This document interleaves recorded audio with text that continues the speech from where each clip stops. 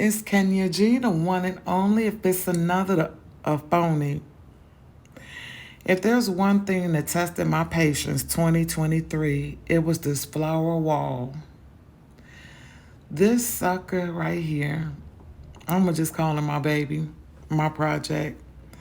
Right here, was my first attempt at doing it. I was stuffing the flowers on too tightly together, running out of these flowers, and these flowers cost too much to be trying to reorder some. So the wall was gonna be looking like this. So I had to go through, pull all of these flowers off of here, and just start all over again. So right here, I'm starting all over, mapping out the plan, trying to make sure it's a master plan. So I start putting the flowers back on. And this time, versus putting them on so tightly, I just let them fall as they may. And it definitely still looked abundant. I thought it was going to look spacey and gappy, but this definitely did the trick, starting over and simply just spacing those out, making sure they wasn't too tight. That's what she said.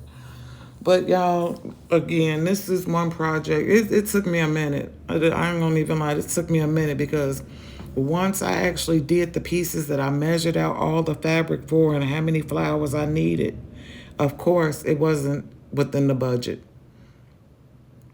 It just was not within the budget. Not just how many flowers I needed, but after I got up there, what I actually measured out, I still wanted to cover additional spots. So it took me a while getting some of the roses shipped in, and just taking my time. After I was finished work, other chores, I come and listen to some music and just glue the flowers down. And finally, one day, baby, I got one of them completed.